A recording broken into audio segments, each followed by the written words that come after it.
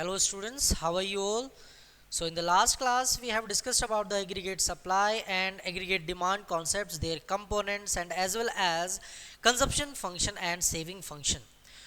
But in today's class we will be discussing about the equilibrium output के aggregate demand और aggregate supply दोनों को मिलाकर या फिर सेविंग या फिर इन्वेस्टमेंट अप्रोच के थ्रू हम पूरी एक इकोनॉमी को या फिर एक आउटपुट को या फिर आप जीडीपी को कैसे एक इक्विलिब्रियम स्टेट में ला सकते हैं। अब जब हम इक्विलिब्रियम की बात करते हैं तो इक्विलिब्रियम का मतलब क्या है, इक्विलिब्रियम का क्या मीनिंग है। इक्विलिब्रियम का मतलब है वो सिचुएशन या फिर वो स्टेट जिस स्टेट में कोई भी एक पर्टिकुलर एस्पेक्ट आना चाहता है, फिर पर्टिकुलर पर्सन उस स्टेट को अचीव करना चाहता है। यानी बेसिकली जब हम एक मार्केट की बात करते हैं तो मार्केट जो अचीव करना चाहती है वो ये अचीव करना चाहती है कि बायर्स के लिए जितने बायर्स हैं उतना ही वहाँ पर सप्लाईज भी हो रखी हो। अगर इतना ही मार्केट में अवेलेबल है, उतनी गुड्स एंड सर्विसेज जितनी डिमांड में है उतनी ही मार्केट में अवेलेबल है, तो मार्केट वहाँ पर इक्विलिब्रियम में हो जाता है। इसी तरह जब हम इकोनॉमी की बात करते हैं, because this is the macro economics concept, जब मैक्रो इकोनॉमिक्स की हम बात करते हैं तो हम पूरी एक इकोनॉमी की बात करते हैं। तो जब हम पूरी एक इकोनॉमी की बात करते हैं तो हम बात करते हैं एक ऐसी इकोनॉमी जिसमें जितनी ज़्यादा डिमांड हो रही हो या फिर जितनी डिमांड है उतना ही उस मार्केट में सप्लाई हो या फिर उस इकोनॉमी में गुड्स अवेलेबल हो उनको परचेज करने के लिए। अगर अवेलेबल हैं तो उसी कॉन्सेप्ट को हम कहते हैं इक्विलिब्रियम स्टेट। इक्विलिब्रियम कैसे अचीव किया जाता है मैक्रो इकोनॉमिक्स में वो बाद में देखेंगे, उससे पहले कुछ रिलेटेड कॉन्सेप्ट्स हैं जो बेसिक कॉन्सेप्ट्स हैं जो आपको मालूम होने चाहिए कि क्या क्या है। सबसे पहले इंड्यूस्ड एंड ऑटोनॉमस, ये दो वर्ड जो हैं ये थोड़ा सा याद रखिएगा। इंड्यूस्ड एंड ऑटोनॉमस से बहुत बार बार रिपीट होगा ये वर्ड यहाँ पर। इंड्यूस्ड का मतलब क्या होता है? इंड्यूस्ड का मतलब होता है किसी एक में चेंज करने की वजह से आप उसका इफेक्ट जो है दूसरे में भी चेंज होगा, यानी वो किसी एक चेंज पर निर्भर करता है, किसी एक पर्टिकुलर, यानी वो डिपेंडेंट है। क्या है वो? डिपेंडेंट है। जब हम ऑटोनॉमस की बात करते हैं, ऑटोनॉमस का मतलब होता है वो डिपेंडेंट नहीं है, वो इंडिपेंडेंट है, वो किसी भी पर्टिकुलर एस्पेक्ट पर डिपेंडेंट नहीं है, उसके चेंज होने से उस पर कोई फर्क नहीं पड़ने वाला है। जैसे यहाँ पर बात करते हैं इंड्यूस्ड इन्वेस्टमेंट, तो इंड्यूस्ड इन्वेस्टमेंट होता क्या है? It refers to the investment which depends on the profit. किस पे डिपेंड करता है? प्रॉफिट पे डिपेंड करता है। मैंने कहा ना वो डिपेंडेंट है किसी ना किसी चीज पर, तो यहाँ पर इंड्यूस्ड इन्वेस्टमेंट की बात की जा रही है। तो इन्वेस्टमेंट यहाँ पर डिपेंडेंट है, किस पर डिपेंडेंट है? इन्वेस्टमेंट यहाँ पर डिपेंडेंट जो है वो है प्रॉफिट पर। प्रॉफिट या फिर आप सेविंग कह सकते हो, जितना ज्यादा प्रॉफिट होगा उतना ज्यादा सेविंग, और उसी सेविंग को आप जो है उतनी ज्यादा इन्वेस्टमेंट आप वहां पर करोगे। क्लियर है? Is directly influenced by the income level, यानी इनकम लेवल जितना ज्यादा profit is equal to income, जितनी ज्यादा इनकम होगी उतना ही ज्यादा आप इन्वेस्टमेंट करोगे। डायरेक्टली रिलेट करता है यानी पॉजिटिवली रिलेटेड है, इसलिए इसको हम कहते हैं इंड्यूस, क्योंकि इफेक्टेड है, डिपेंडेंट है दूसरे पर। जब हम बात करते हैं ऑटोनॉमस की, तो ऑटोनॉमस का मतलब यहाँ पर क्या आ जाता है? यहाँ पर ऑटोनॉमस का मतलब हो जाता है कि वो आप डिपेंडेंट नहीं है, वो इंडिपेंडेंट है। आप इनकम लेवल में चेंज करो, किसी में भी चेंज करो, उस पर फर्क नहीं पड़ने वाला है। तो ऑटोनॉमस इन्वेस्टमेंट क्या होती है? It's investment refers to the investment which is not affected by, क्या है? Which is not affected by, जो किस पे इफेक्ट नहीं करती है? Which is not affected by changes in the level of income. किस पे इफेक्ट नहीं करता है वो? जो लेवल ऑफ चेंजेस या changes in the level of income पर इफेक्ट नहीं करता है, उस तरह की इन्वेस्टमेंट को हम कहते हैं क्या? Autonomous investment. क्या कह देते हैं इस तरह की इन्वेस्टमेंट को? हम ऑटोनॉमस इन्वेस्टमेंट कह देते हैं। समझ में आया? क्लियर एवरीबडी कि ऑटोनॉमस का वर्ड का मतलब क्या होता है और इंड्यूस्ड का मतलब क्या होता है? इंड्यूस्ड का मतलब डिपेंडेंट है, वो किसी एक दूसरे फैक्टर पर, और ऑटोनॉमस का मतलब है वो किसी भी फैक्टर पर डिपेंडेंट नहीं है। क्लियर है? आप उसमें कोई भी चेंज करो उस फैक्टर में उसमें फर्क नहीं पड़ेगा। नेक्स्ट है x एंटे and x post. X एंटे का मतलब है स्टार्टिंग में जो आपने प्लान किया, जो आपने सोचा, किसी चीज को करने से पहले जो आपने प्लान किया या सोचा उसको एक्स एंटे कहते हैं। एक्सपोज कहते हैं एंड रिजल्ट क्या है, यानी आपने जो प्रोसेस था वो कर लिया, अब आप किस स्थिति में है। तो बेसिकली एक्स एंटे हमारे स्टैंडर्ड्स होते हैं जो आपको अचीव करना होता है। जैसे एग्जाम्पल तौर पर अभी एग्जाम्स होने बाकी हैं, CUT का एग्जाम होना बाकी है। अब आप तैयारी प्लान कर रहे हो कि कैसे CUT को हम क्रैक कर सकते हैं, ये एक्स एंटे है, यानी पहले से आप प्लान कर रहे हो। ठीक, लाइक आप 80% इतना स्कोर करोगे या फिर 90% स्कोर करोगे, जैसे आप बोर्ड के लिए भी कर सकते हो। फिर आता है एंड रिजल्ट, एक्स पोस्ट। अब आपका जो प्रोसेस था, एग्जाम था, वो हो चुका है। अब एग्जाम्स के बाद आपका रिजल्ट क्या है, अब आप किस स्थिति में हैं, किस लेवल पर हैं आप, क्या आपने वो अचीव किया या उससे ज़्यादा था या उससे कम था, तो उसको एक्स पोस्ट यानी उस प्रोसेस के, उस मेन एम के बाद का रिजल्ट कंसिक्वेंस क्या है। तो एक्स एंटे सेविंग्स, जब हम सेविंग्स की बात करते हैं, savings refers to the amount of savings which all the household intended to save. Intended का मतलब यहां पर क्या है, यहां पर आपका इंटेंडेड का मतलब है, यहां पर इंटेंडेड का मतलब जो है आपका वो क्या है, प्लान या फिर वांट टू,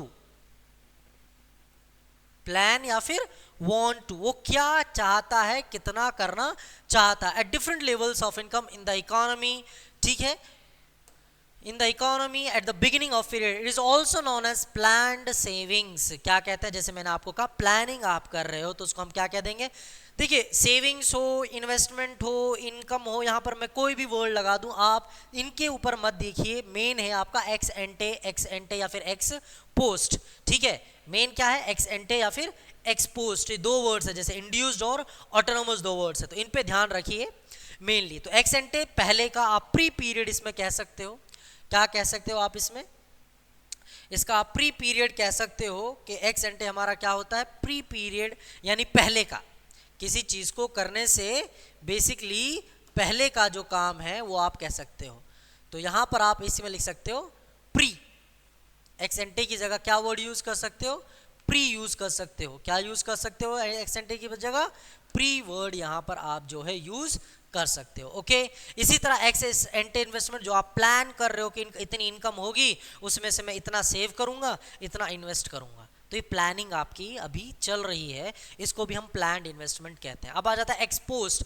एक्सपोस्ट को जो मैंने आपको बताया एंड रिजल्ट, एक्चुअली में आपने किया क्या, रियलिटी में हुआ क्या, कंसिक्वेंसेस क्या थे, यानी आपका प्रोसेस के बाद आपका एक्चुअली में हुआ क्या, क्या आपने वो अचीव किया जो प्लान किया था या फिर अचीव नहीं किया।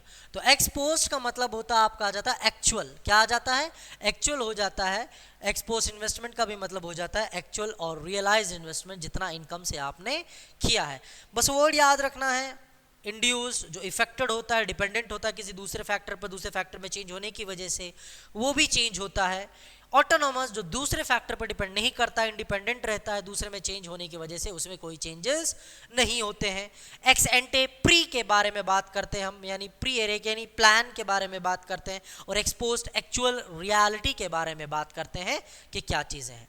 अब बात करते हैं एम्प्लॉयमेंट की। एम्प्लॉयमेंट हमें पता है क्या होता है, एम्प्लॉयमेंट वो स्टेट होती है जहां पर एक person is able to work, यानी उसके पास क्वालिफिकेशंस हैं, willing to work, he want to work, उसको काम चाहिए, वो करना चाहता है, उसके पास क्वालिफिकेशंस भी है, ठीक है, but he is not getting, but he is also getting work at the given wage rate. जो भी सैलरी, जो भी वेज रेट मार्केट में चल रहा है, उस वेज रेट पर उसको काम मिल रहा है, वो काम करने के योग्य है और वो काम करना चाहता है, is able to work, he is willing to work and he is getting the work, उसको कहते हैं एम्प्लॉयमेंट।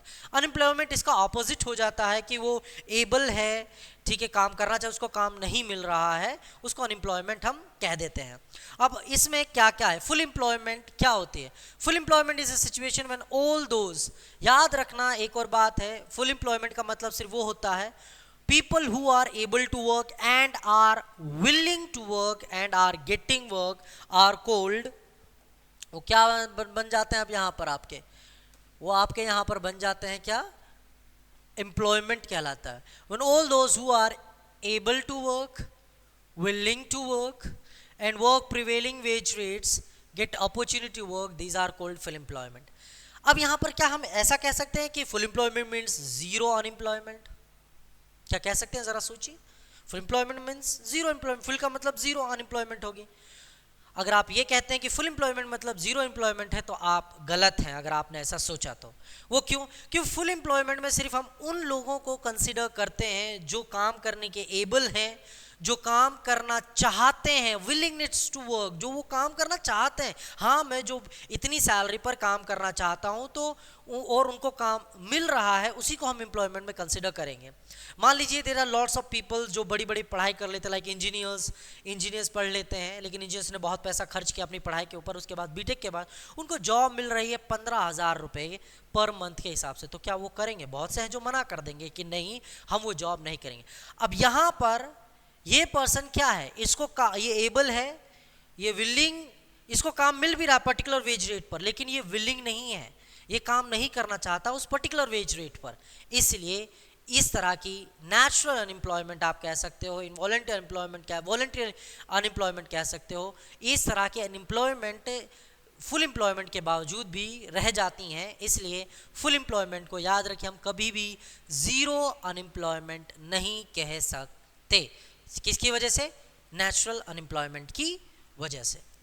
तो वॉलंटरी अनएम्प्लॉयमेंट क्या होता है? वॉलंटरी अनएम्प्लॉयमेंट होता है कि मन से मैं काम करने की एबल हूँ, लेकिन मैं काम करना नहीं चाहता, मुझे काम मिल रहा है लेकिन I am not willing to work, मैं काम नहीं करना चाहता, तो इस तरह की उसको कहते हैं वॉलंटरी अनएम्प्लॉयमेंट। ठीक है, able to work but not willing to work particular wage, जैसे मैंने क्या एग्जांपल दिया अभी आपको बीटेक का, उसको हम वॉलंटरी अनएम्प्लॉयमेंट कह देते हैं। इस तरह के लिए गवर्नमेंट भी कुछ नहीं कर सकती, वॉलंटरी अनएम्प्लॉयमेंट गवर्नमेंट इसको मेन इशू कंसिडर करती है। ठीक है, वो इसके लिए कुछ करती भी नहीं है। तो मेन इशू किसको कंसिडर करती है? Involuntary unemployment. ये कौन सी अनएम्प्लॉयमेंट में जहां पर एक पर्सन जो है एबल टू वर्क है, willing to work at given wage rate but he is not getting the jobs. ठीक है, वर्क आर एबल है, विलिंग है वेज रेट पे but does not get the work, उसको काम नहीं मिल रहा है। इस तरह की अनएम्प्लॉयमेंट को हम कहते हैं इनवॉलंटरी अनएम्प्लॉयमेंट, जो कि एक मेन प्रॉब्लम है किसके लिए? एक इकोनॉमी के लिए। इनवॉलंटरी अनएम्प्लॉयमेंट सबसे बड़ी प्रॉब्लम, क्वेश्चन आ सकते हैं, बताइए कौन सी एम्प्लॉयमेंट मेन प्रॉब्लम है? तो इनवॉलंटरी अनएम्प्लॉयमेंट जो है वो मेन प्रॉब्लम है इकोनॉमी के लिए। अंडर एम्प्लॉयमेंट का मतलब है कि आपके पास रिसोर्सेज भी अवेलेबल हैं, आपके पास लेबर्स भी अवेलेबल है, पर्सन्स भी अवेलेबल है, लेकिन आप फिर भी उन पर कम काम करो, आप ज़्यादा इम्पोज कर सकते हो, लेकिन प्रोडक्टिविटी ही आपको कम करनी है, प्रोडक्शन ही आपको कम करनी है। जब आपको प्रोडक्शन कम करनी है तो आप कम लोग रखोगे, जब कम लोग रखोगे तो ऑब्वियस सी बात है वहाँ पर आप फुल्ली यूटिलाइजेशन नहीं कर रहे हो रिसोर्सेज का, तो उस केस में वो क्या हो जाता है? अंडर अनएम्प्लॉयमेंट हो जाता है। क्या हो जाता है? अंडर एम्प्लॉयमेंट हो जाता है। Situation where all those who are able to work at existing wage rates are not getting jobs. It refers to that situation in the economy where a aggregate demand is equal to aggregate supply. Full resources पे नहीं है, unemployment पर है। ठीक है, तो इसको हम कहते हैं अंडर अनएम्प्लॉयमेंट, जहां पर फुलर यूटिलाइजेशन नहीं हो रहा है, without fuller utilisation. Get it? Next है full employment does not mean a situation of zero unemployment. ये मैंने आपको बता दिया क्या है, आप इसको पढ़ सकते हैं, इसमें क्या लिखा हुआ है मैं आपको एक्सप्लेन कर चुका हूं। ओके, नेक्स्ट है frictional unemployment. Frictional unemployment is the unemployment associated with the changing of jobs, और यू कैन से माइग्रेट होते हैं, किसी का प्रमोशन हो गया, ठीक है, जॉब्स के ना चेंज हो जाना, प्रमोशन हो गया या किसी और डिपार्टमेंट में शिफ्ट कर दिया, तो इस दौरान के लिए वो कुछ टाइम के लिए वो अनएम्प्लॉयड रहेगा, उसका माइग्रेशन कर दिया, उसका ट्रांसफ़र कर दिया, तो इस दौरान के दौरान वो क्या रहेगा? लाइक आपको यहाँ से वहाँ ट्रांसफ़र कर दिया तो 1 महीने के लिए आप अनएम्प्लॉयड हो गए, तो इस तरह के अनएम्प्लॉयमेंट को हम कहते हैं frictional unemployment. In the words of Gardner, frictional employment is the unemployment associated with the changing of jobs and dynamic economy, यानी जो चेंजिंग इकोनॉमी होती है, it arises due to the immobility of labor, shortage of raw materials, lack of information regarding opportunities of employment, shortage of power, wear and tear of machines, tendency of the workers to move from one place to another। तो ये आपका क्या है? ये सारी चीज़ें इसके causes हैं फ्रिक्शनल एम्प्लॉयमेंट में। स्ट्रक्चरल अनएम्प्लॉयमेंट की बात की जाए तो गार्डनर क्या डिफाइन करता है? Structural employment is the unemployment that results from the long-term decline of certain industries. It is associated with the structural change in the economy due to these situations. कौन-कौन सी situations हैं? When other factors of production other than labor are in short supply. आपके पास labour को हटाकर raw materials, machinery वगैरह आपके पास नहीं है तो उस केस में भी स्ट्रक्चरल अनएम्प्लॉयमेंट हो जाता है। When labours lack expertise of new emerging industries, नई इंडस्ट्रीज लाइक एआई का ज़माना है और एआई को वर्क करना यूज़ करना नहीं आता है तो उस केस में भी लोग अनएम्प्लॉयड हो सकते हैं। When there is a change in the production technique, like पहले आप लेबर इंटेंसिव टेक्निक यूज़ कर रहे थे, अभी आप मशीन्स का ज़्यादा यूटिलाइजेशन कर रहे हो, कैपिटल इंटेंसिव टेक्निक यूज़ कर रहे हो, तो यहाँ पर भी जॉब्स का नुकसान होता है, यानी यहाँ पर भी जॉब्स खत्म हो जाती हैं। क्लियर है कि नहीं है? समझ में आया टाइप्स ऑफ एम्प्लॉयमेंट्स? बात करते हैं इक्विलिब्रियम लेवल की।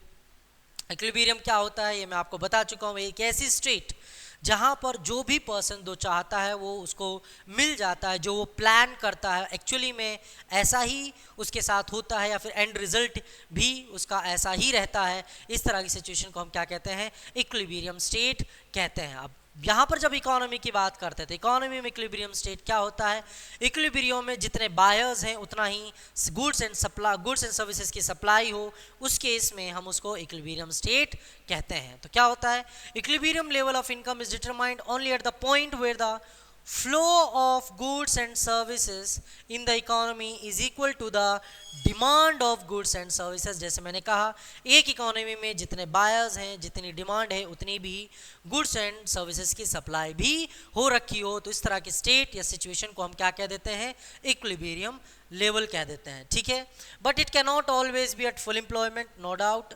ये ज़रूरी नहीं है कि वो फुल एम्प्लॉयमेंट पर भी हो, वो अंडर अनएम्प्लॉयमेंट पर भी रह सकती है, यानी लेस दैन फुल एम्प्लॉयमेंट पर भी रह सकती है।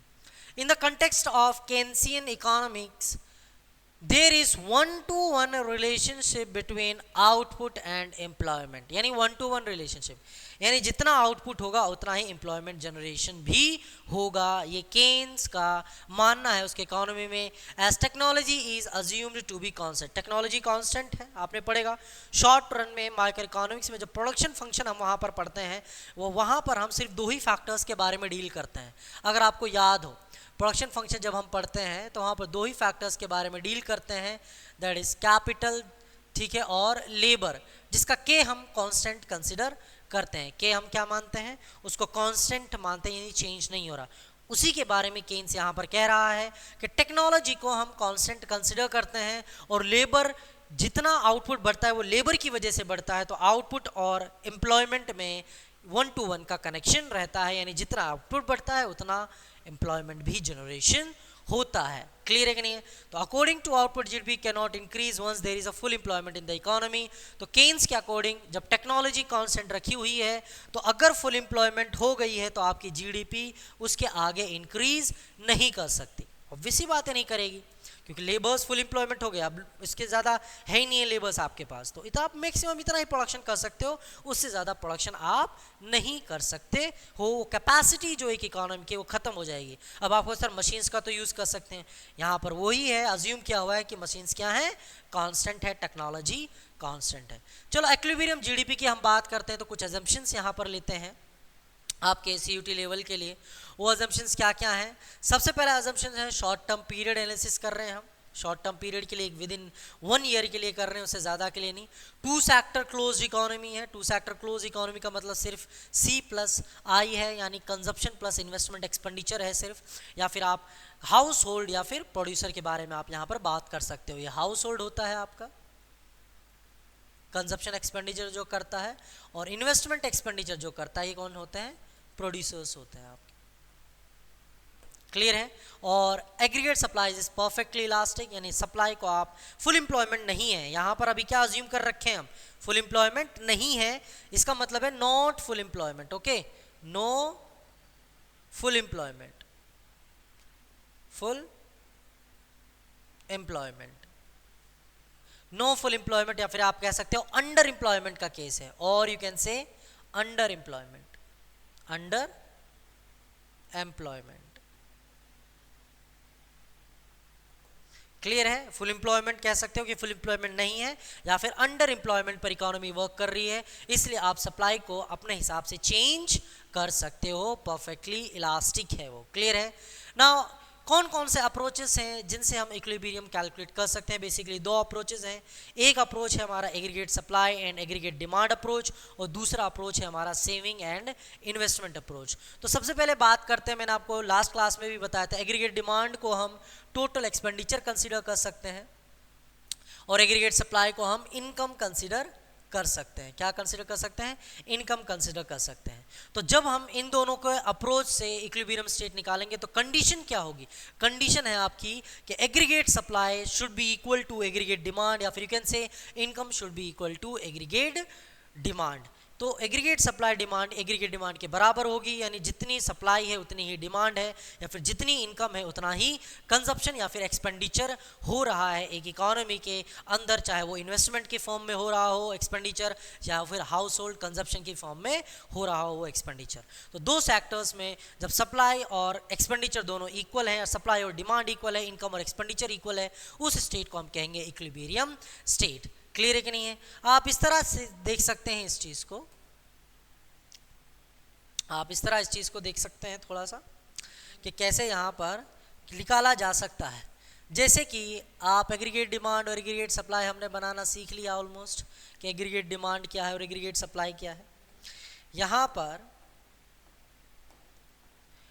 पर हमें पता है कि जो एग्रीगेट सप्लाई है उसको हमने इनकम कंसिडर किया है।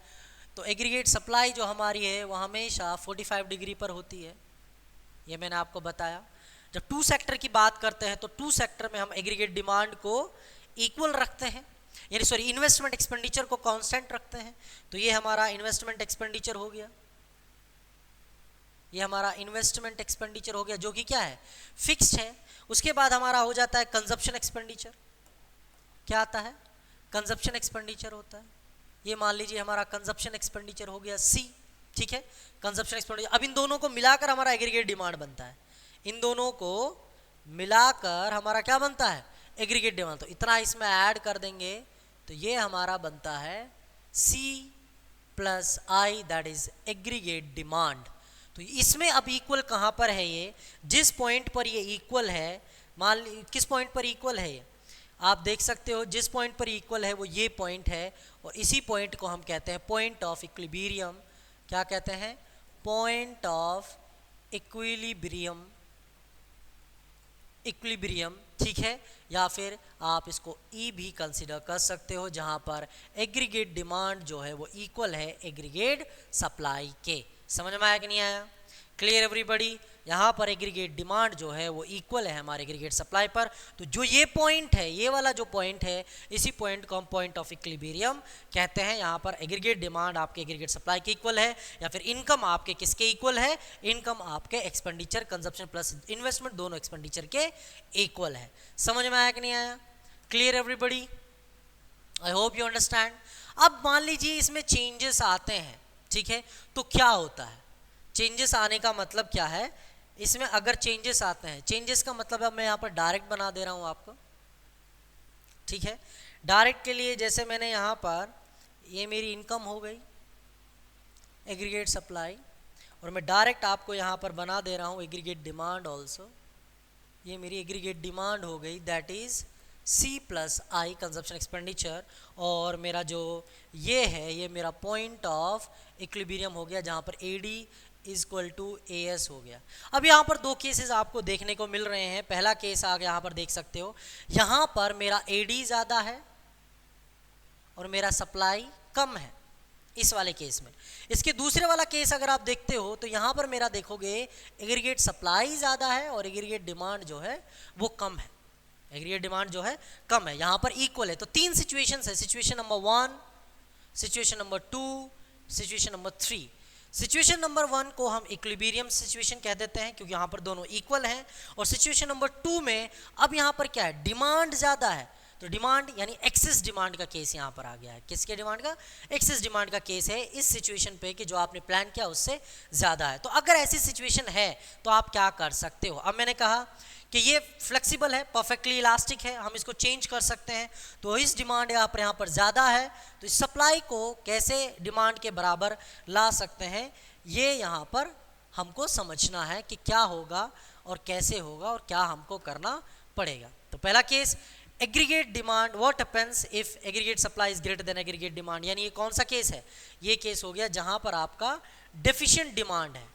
क्या है, डेफिशिएंट डिमांड, यानी यहां पर डिमांड क्या है, कम है, सप्लाई क्या है, ज्यादा है। तो जब सप्लाई ज्यादा है इसका मतलब क्या है, आपने जो सोचा था प्रोड्यूसर के हिसाब से, आपने जो सोचा था कि मैं इतना प्रोडक्शन कर लेता हूं, इतना प्रोडक्शन करूंगा मार्केट में तो वो बिक जाएगा, लेकिन अब रिजल्ट क्या हुआ, ये आपने प्लान किया, ये एक्सेंटे था, एक्सेंटे इन्वेस्टमेंट या एक्सेंटे एक्सपेंडिचर था, जो आपने सोचा था इतना होगा, लेकिन एक्चुअल में एक्सपोज्ड हुआ क्या, एक्चुअल में क्या रहा, एक्चुअल में वो बिका नहीं तो वो ज़्यादा रह गया। आपने सोचा बिक जाएगा, कब सफिशिएंट रहेगा, लेकिन वो क्या हुआ, वो अनसोल्ड रह गया, ज़्यादा रह गया, क्योंकि क्या थी, डिमांड कम थी, डिमांड आपकी कम थी। तो एक्चुअल स्टॉक जो थे वो ज़्यादा हो गए आपके, किससे, रिक्वायर्ड स्टॉक से, जो आपने सोचा था। रिक्वायर्ड स्टॉक्स को आप प्लान स्टॉक्स भी कह सकते हो, क्या कह सकते हो, प्लान्ड स्टॉक्स भी कह सकते हो। तो जो आपने सोचा वो ज्यादा रह गया, एक्चुअल स्टॉक ज्यादा रह गया, आपने जो सोचा था उससे, आप सोचे थे बिक जाएगा लेकिन वो अनसोल्ड रहा तो ज्यादा हो गया।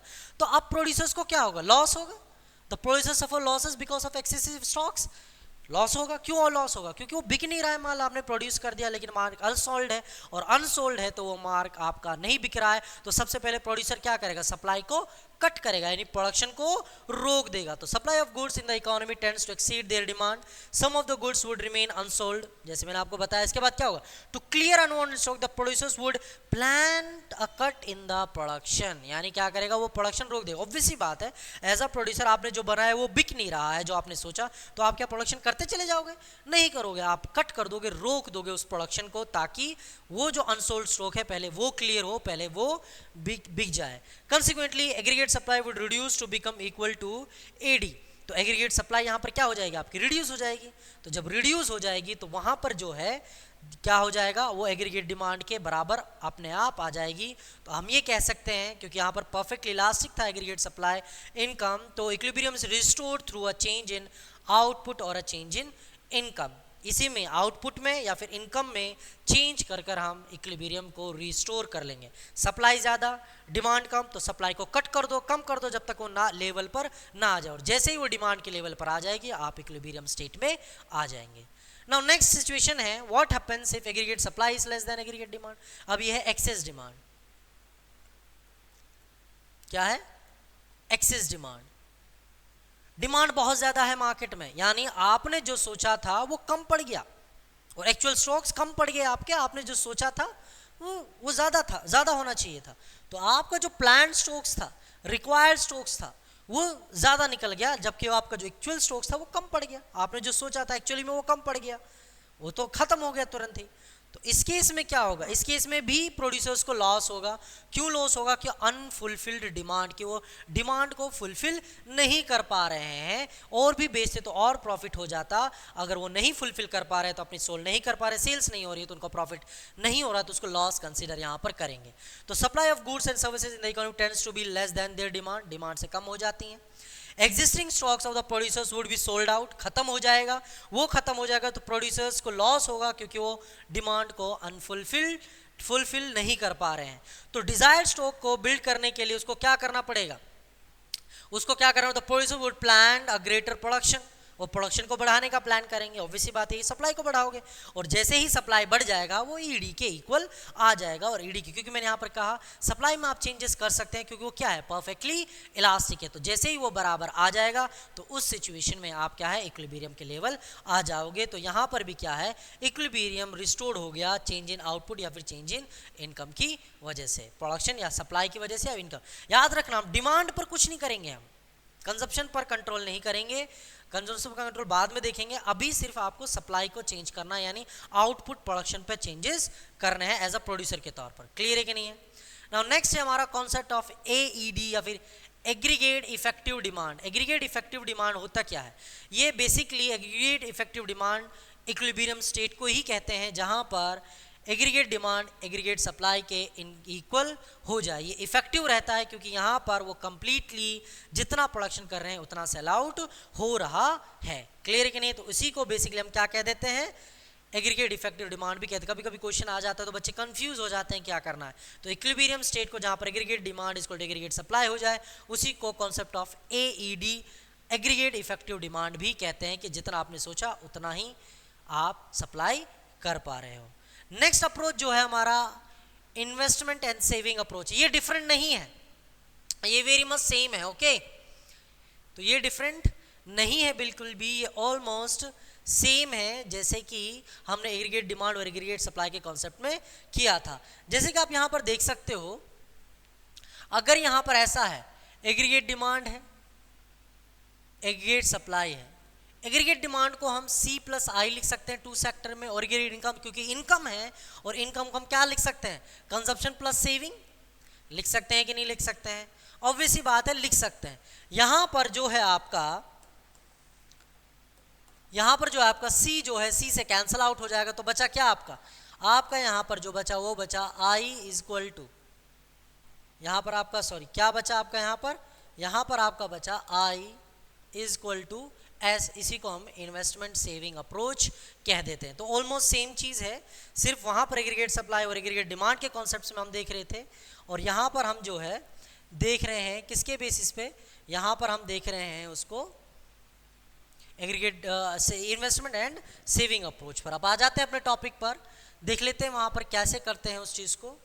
क्या होता है अगर ये सिचुएशन चेंज हो जाए, अगर इसको कर्व की फॉर्म में अगर आप देखना चाहो, इसको अगर आपकी कर्व की फॉर्म में अगर आप देखना चाहो, इसको कर्व की फॉर्म में अगर आप देखना चाहो तो ये हमारा कंजप्शन है, जैसे हमने बनाया आपका एग्रीगेट डिमांड, ठीक है, ये हमारा कंजप्शन है या फिर इन्वेस्टमेंट है, दो चीज़ें हैं ना, सॉरी यू कैन इस तरह कर सकते हैं।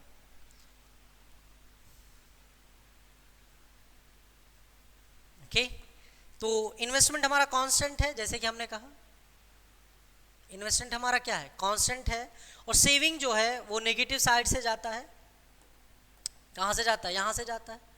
तो ये जहाँ पर इक्वल हो जाए, कहाँ पर इक्वल है, अब बच्चे क्या करते हैं कंफ्यूज, इसको इक्विलिब्रियम पॉइंट समझ लेते हैं, तो ये आपका इक्विलिब्रियम पॉइंट नहीं है, आपका जो करेक्ट इक्विलिब्रियम पॉइंट है वो ये आपका करेक्ट इक्विलिब्रियम पॉइंट है। यहाँ पर ये नहीं है, ये तो एक्स एक्सिस है, ओके, ये तो एक्स एक्सिस है और ये वाई एक्सिस है, तो आपका जो इन्वेस्टमेंट है वो ये है, तो यही आपका पॉइंट ऑफ इक्विलिब्रियम कहला जाता है, जहाँ पर इक्विलिब्रियम स्टेट है। अब यहाँ पर भी दो स्टेट्स हैं, यहाँ पर भी दो सीन्स हैं, कौन कौन से हैं, एक जहाँ पर सेविंग ज़्यादा है इन्वेस्टमेंट से, और एक स्टेट जहाँ पर सेविंग कम है इन्वेस्टमेंट से, इन्वेस्टमेंट ज़्यादा है, और ये तो आपका इक्वल है जहाँ पर सेविंग इन्वेस्टमेंट के इक्वल हो।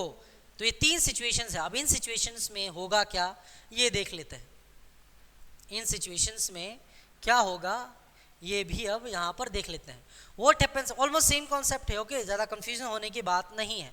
व्हाट हैपेंस जब सेविंग ज़्यादा हो जाए आपके इन्वेस्टमेंट से, सेविंग ज़्यादा हो जाने का मतलब क्या है कि सेविंग आप पैसा कम बचा रहे हो, पैसा कम बचाने का मतलब क्या है, आप खर्चा कम कर रहे हो, खर्चा कम करने का मतलब है आप डिमांड कम कर रहे हो, और डिमांड कम करने का मतलब है कि यहाँ पर डिमांड आपका कम है। तो ये कौन सा केस है, ये केस है जहाँ पर aggregate demand less than aggregate supply, यानी आपका जो है डिमांड डेफिशिएंट डिमांड का केस है और सप्लाई ज़्यादा है। तो सेम रूल यहाँ पर हम फॉलो करेंगे जैसे वहाँ पर, a fall in expenditure through S is more than the rise in expenditure through I, aggregate expenditure in the economy would be less than what is needed to buy the planned output. Demand कम है, आपके पास उतना पैसा नहीं है, some output would remain unsold, unsold रह जाएगा, क्यों, क्योंकि डेफिशिएंट डिमांड का केस है। जब अनसोल्ड रह जाएगा तो प्रोड्यूसर्स को क्या करना पड़ेगा, प्रोडक्शन को कट कर कर अनडिजायर्ड स्टॉक्स क्रिएट हो जाएंगे। तो clear their store producers would now plan lesser output, lesser output का मतलब प्रोडक्शन कट कर देगा, और प्रोडक्शन कट करेगा इसका मतलब है कम इनकम होगी, और कम इनकम का मतलब है लेसर सेविंग।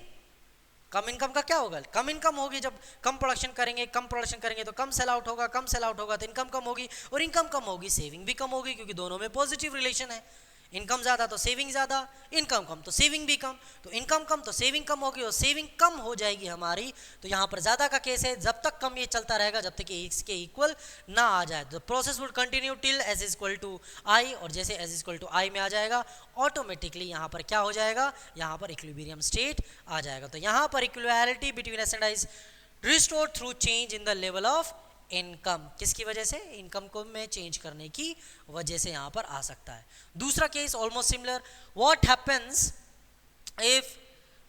इफ सेविंग कम है इन्वेस्टमेंट ज़्यादा। सेविंग कम का मतलब क्या है, आप ज़्यादा खर्च कर रहे हो, ज़्यादा खर्च करने का मतलब क्या है, आप ज़्यादा डिमांड कर रहे हो, ज़्यादा डिमांड में करने का मतलब है यहाँ पर ये केस है एग्रीगेट डिमांड जहाँ पर ज़्यादा है, एग्रीगेट सप्लाई कम है। A fall in expenditure through S is less than the rise in expenditure through I. Aggregate expenditure in the economy would be greater than what is required to buy the planned output. इसका मतलब क्या है, पैसे कम हैं, पैसे ज़्यादा हैं लोगों के पास और आपके पास प्रोड्यूस करने के लिए पैसे कम हैं। It is a situation of higher AD than AS, जैसे मैंने आपको बता दिया already. The producers would suffer the losses of unfulfilled demand. Same case जैसे वहाँ पर था एग्रीगेट डिमांड और एग्रीगेट सप्लाई अप्रोच में जो केस था वो सेम यहाँ पर है। तो अनफुलफिल्ड डिमांड का केस रहेगा, this will prompt to producers to plan higher output बनाने के लिए उनको उत्सुक करेगा, उनको ऑब्जेक्ट करेगा। तो जैसे ही वो ज़्यादा प्लान करेंगे प्रोड्यूसर इंक्रीज हो जाएगा, प्रोड्यूसर इंक्रीज होने का मतलब है हायर इनकम का मतलब है हायर सेविंग, और जैसे ही सेविंग ज़्यादा हो जाएगी ये इसके इक्वल हो जाएगा और इसके इक्वल होने के बाद क्या है, मतलब वो इसके बराबर यहाँ पर आ जाएगा और इक्विलिब्रियम स्टेट रीस्टोर्ड हो जाएगा। क्लियर एवरीबॉडी, समझ में आया कि नहीं आया? नेक्स्ट हमारा टॉपिक है इन्वेस्टमेंट मल्टीप्लायर। क्या है?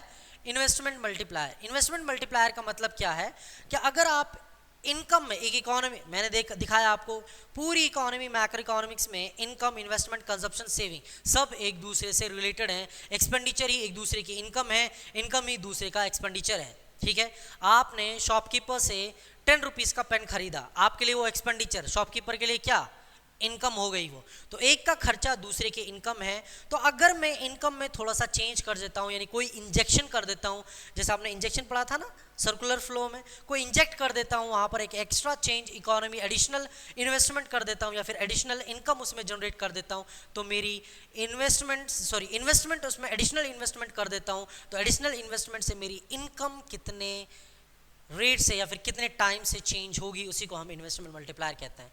इसको डिनोट किया जाता है के से, और ये रेशियो है इनकम का और चेंज इनका। तो कैसे कैलकुलेट किया जाता है, इस तरह कैलकुलेट किया जाता है, K is equal to change in Y income divide by change in investment. कैसे डिवाइड किया जाता है, change in income divide by change in investment. यहाँ पर के इन्वेस्टमेंट मल्टीप्लायर है, यहाँ पर चेंज इन वाई आपका चेंज इन इनकम है और चेंज इन आई आपका चेंज इन इन्वेस्टमेंट है। क्लियर है कि नहीं?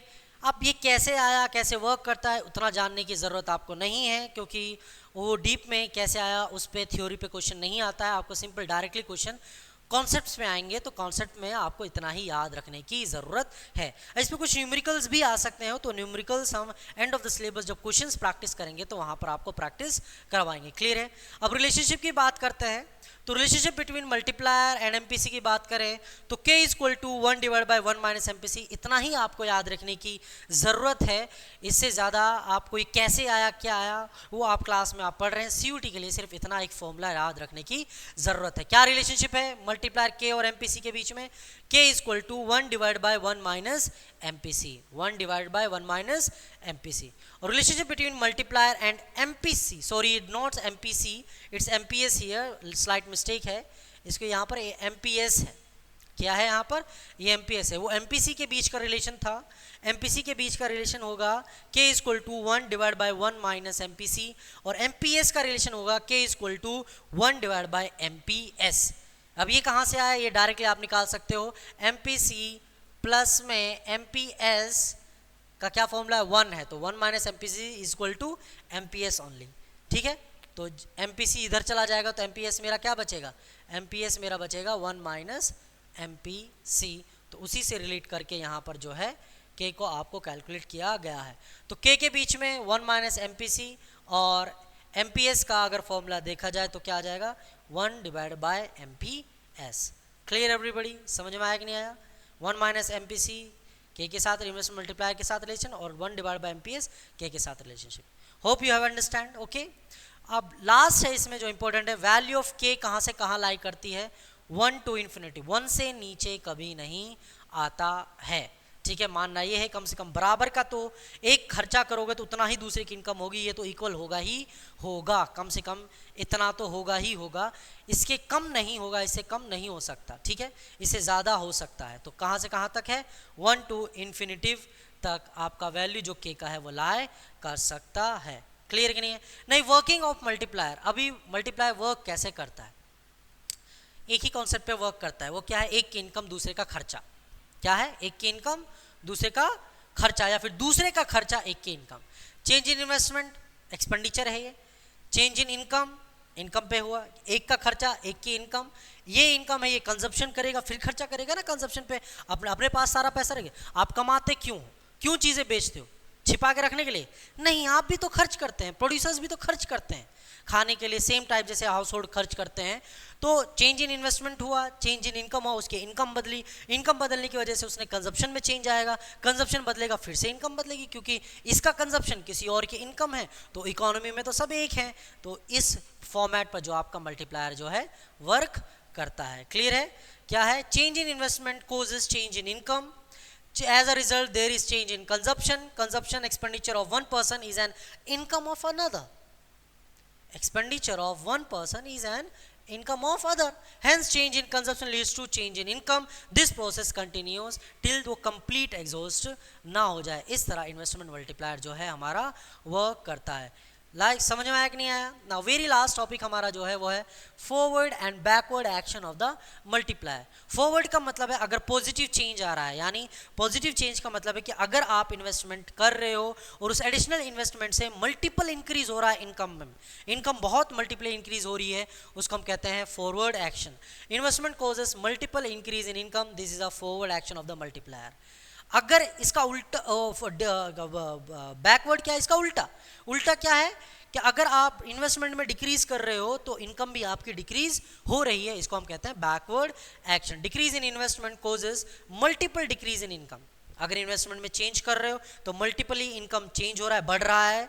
अगर इन्वेस्टमेंट डिक्रीज कर रहे हो तो आपका मल्टीपली इनकम भी डिक्रीज हो रहा है, इसी को हम कहते हैं, अगर पॉजिटिव है प्लस साइड है, इंक्रीज साइड है तो फॉरवर्ड एक्शन, अगर आपका नेगेटिव है डिक्रीज साइड है तो आपका backward action.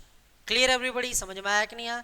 So it's over, हमारा जो ये चैप्टर था, ये टॉपिक था, ये खत्म हो चुका है। आई होप आपको पूरी अंडरस्टैंडिंग आ गई चैप्टर की बेसिक कॉन्सेप्ट, क्योंकि कॉन्सेप्चुअली क्वेश्चन पूछे जाते हैं CUET में, ठीक है, इन डिटेल में ज़्यादा नहीं आता है। बाकी हम सिलेबस को कंप्लीट करने के बाद बहुत सारे PYQ previous year questions discuss करने वाले हैं, इनसे रिलेटेड न्यूमेरिकल्स भी डिस्कस करने वाले हैं, किस पैटर्न पे क्वेश्चन आता है वो भी डिस्कस करने वाले हैं। तो आपको वहाँ पर ज़्यादा मज़ा आएगा जब आपके कॉन्सेप्ट्स क्लियर रहेंगे, तो आप देखेंगे कि सिर्फ कॉन्सेप्ट को जानना ही ज़रूरी है CUET को क्रैक करने के लिए। Okay students, in the next class we will be discussing excess demand and deficient demand problems, कैसे उनको सॉल्व किया जा सकता है, क्या कंसिक्वेंसेस हैं, ठीक है। Thank you students for today's class.